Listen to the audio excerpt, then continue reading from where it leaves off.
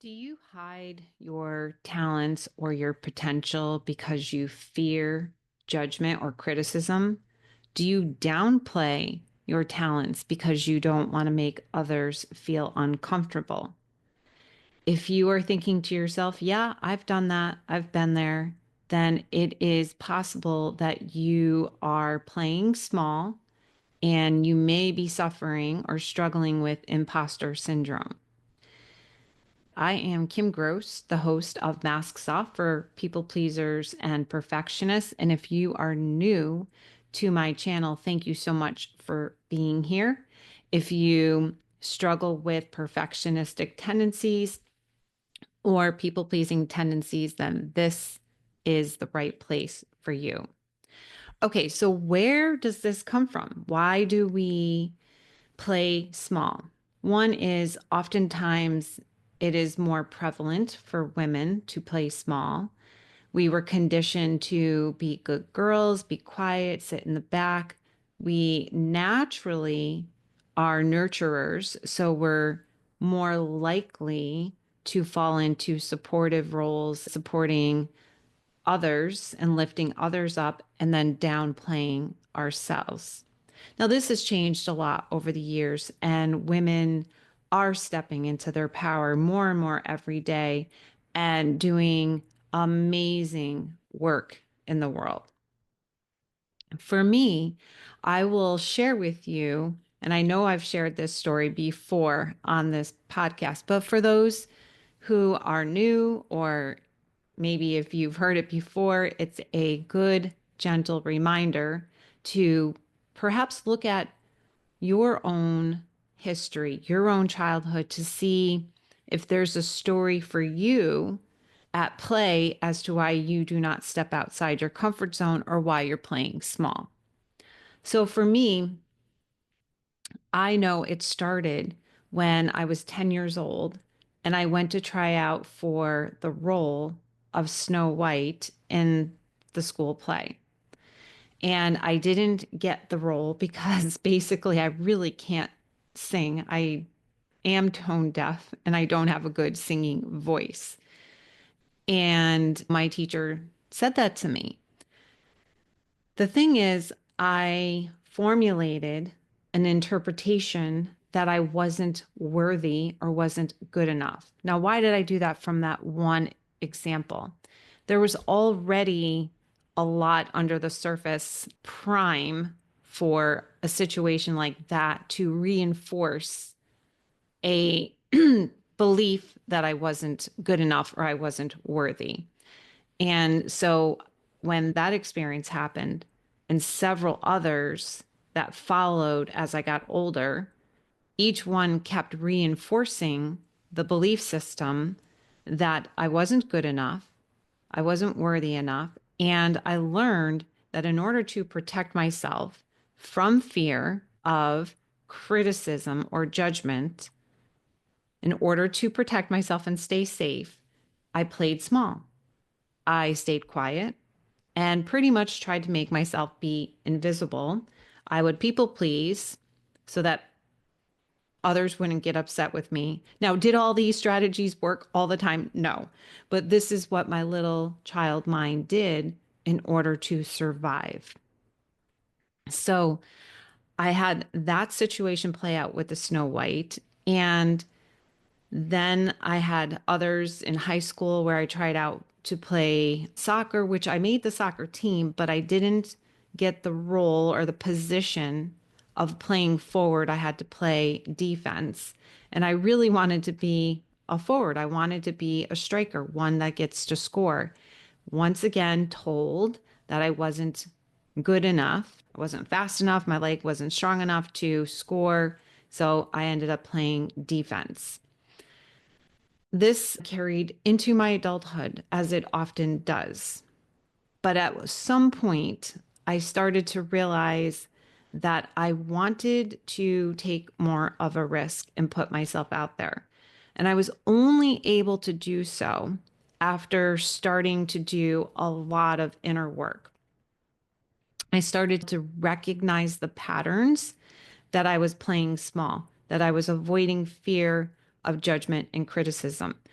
and that the only way I was going to break free from these patterns was to take the time, energy, and effort to reprogram my subconscious mind, reprogram those beliefs, and remind myself that what happened to me at the age of 10, at the age of 13, in high school, and so on, did not define who I was. It didn't make me unworthy or not good enough.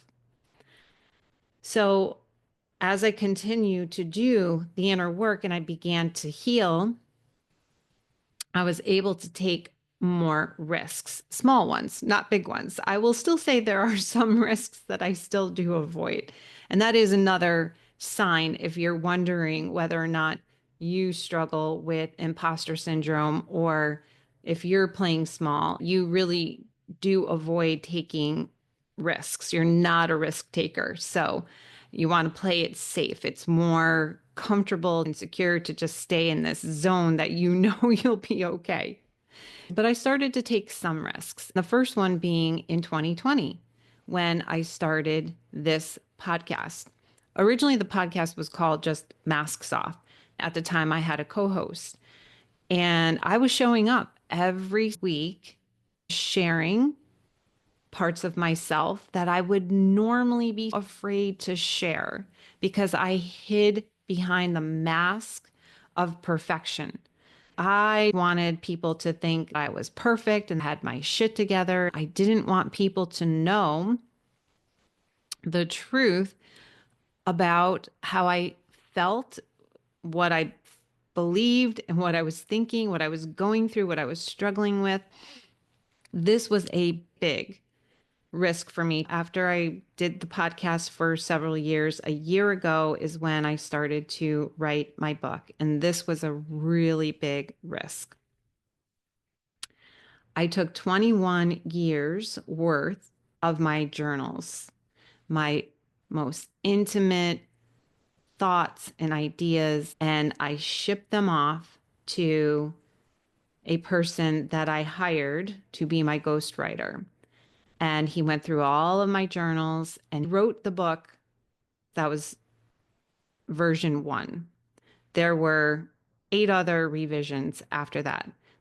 And yet, still, a lot of my personal thoughts and experiences are in that book, even though there have been revisions. So, what I'm trying to say is talk about taking a risk and taking off my mask and being vulnerable. There are some stories that I share in this book that I still am like, wow, I cannot believe that I took the risk, had the courage to put it out there for the world to read. What I want to say is what allowed me to be able to do that again is a lot of inner work, a lot of personal growth. And there's a quote from Teddy Roosevelt. And I use this quote in my book, but it's so helpful to me. And I'm going to share, I can't remember the whole entire quote, but it's called The Man in the Arena. Essentially, the way I interpret that quote is that the people who are sitting in the stands and they're booing and criticizing those actually in the arena, the ones fighting, they're bloody, they're dusty, and they get up and they fight again and again, and they dust themselves off. They're the ones doing the work. The ones sitting in the stands just judging, they don't, their judgments, their criticisms don't warrant any merit because they're not in the arena. They're not doing the work. So, how I relate that to my experience of writing the book is there may be many people that criticize what I wrote in the book. They may make judgments like, oh my God, I can't believe she said that or she did this. And I write several stories of where I fell short as a parent, and they might say to themselves or to someone else, oh my goodness, what a terrible mom she was. And if they are making those judgments, if they are criticizing and they're not working on themselves to look in the mirror themselves and shine the light on themselves, do I really want to give stock to the things that they are saying to me or about me? If they were truly looking in the mirror and they were doing the work, they would understand exactly what I went through, what I was writing about, why I wrote about it, and they would understand the journey of how I went from victimhood to freedom. So that gave me more solace, more reassurance to have that courage to step outside my comfort zone, take some risks, and not play small, because the consequence of continuing to play small is one, it impacts your relationships. If you're playing small and you're not speaking up with your spouse, partner, boss, kids, parents, friends, if you're just keeping all your thoughts and opinions to yourself because you're afraid that if you speak them, you'll get judged or criticized, that's going to impact how you feel about yourself, the quality of your relationships, and it can even lead to mental health issues. Eventually, it can lead to chronic ailments, chronic stress, chronic illness, anxiety, and depression, and the list goes on. So there really is a price to pay for playing small. And so, what can you do? How can you start to take some of these steps to step outside your comfort zone? Hey, it's Kim here, interrupting your regularly scheduled podcast episode to let you know about an opportunity to go deeper into this work. I invite you to head over to Amazon.com and pick up your copy of my book, Free to Be: A Pathway to Inner Liberation. If you are looking to unhook from people pleasing and perfectionistic patterns, if you're looking to have a better way of identifying your patterns and then how you can unhook so you can be free to step outside your comfort zone, free to have more meaningful relationships in your life, free to be your true self without hiding behind a mask any longer. If you desire any of this, then I encourage you to pick up your copy. And if you enjoy my book as much as I loved writing it, please go on over and leave a review on Amazon. You can leave a star review or written review. Now back to your regularly scheduled podcast episode. For one thing, just take little small steps and remind yourself that it's okay, and encourage yourself, just like I did with the Teddy Roosevelt quote. Remind yourself of the consequences if you don't step outside your comfort zone, if you don't take those risks. But if you're really stuck in fear, have somebody help you, a close, trusted friend, a coach, a therapist, and have them help you work on the underlying root cause of why you have the fear in the first place. Uncover some of those stories, subconscious beliefs that you formulated when you were young. And this is part of my 5-step power pathway, is learning how to feel the fear. Feel your fear of judgment and criticism of others. You have to feel in order to heal. If there's a wound that you have, and if it's infected and oozing, you have to clean out that wound first instead of just putting a Band-Aid on it. If you just put a Band-Aid over it, it might heal, but it probably will end up getting reinfected at some point. So we're talking about emotional wounds. You have to clean out the wound. You have to go in and really feel that pain that was originally caused, and then you can heal.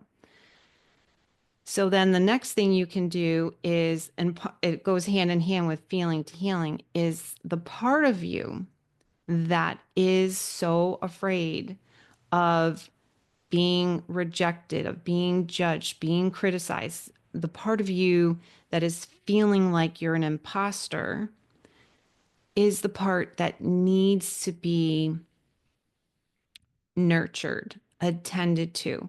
So you can think about either your adult self or your higher self, your wise self, or you can call on somebody that's super close to you and nurturing and caring and comforting. Maybe it's your grandmother, it could be a religious figure, somebody that you feel can give you the encouragement that you need.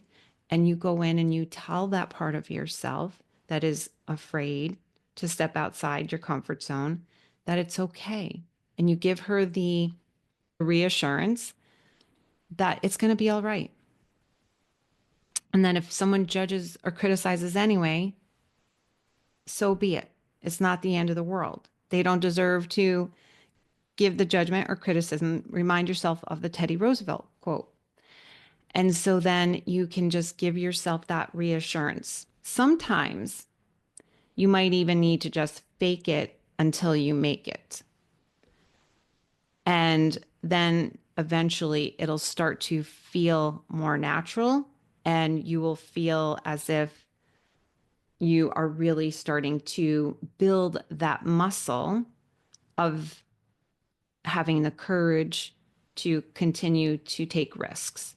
So, again, a reminder you have to feel in order to heal it.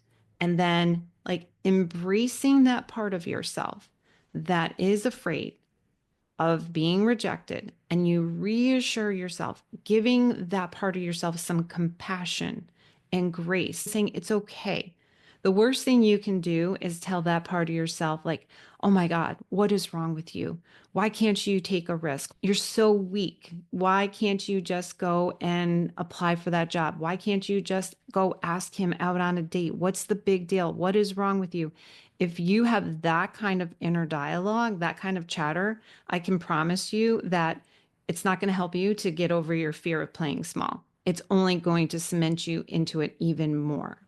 What you need to be able to do is have that part of yourself say, it's okay. It's okay. I understand that you're scared right now. I understand that you're afraid to take this risk because what if they reject you? What if they get mad? What if they laugh at you? What if you fall flat on your face and you fail? You go to this what ifing place. I understand that's natural. Of course, you're going to go to that place. Of course, you're scared. But I'm here to tell you it's okay and that we're going to get through it.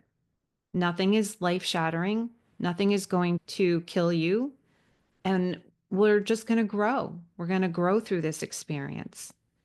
And then watch how your body starts to just relax and melt in and see if you have just a little tiny bit of courage to do something that you would normally be afraid to do.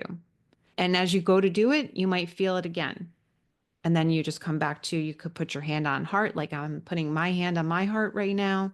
And as I do, I just notice how my body relaxes and feels calmer and safer because that's what we want to do.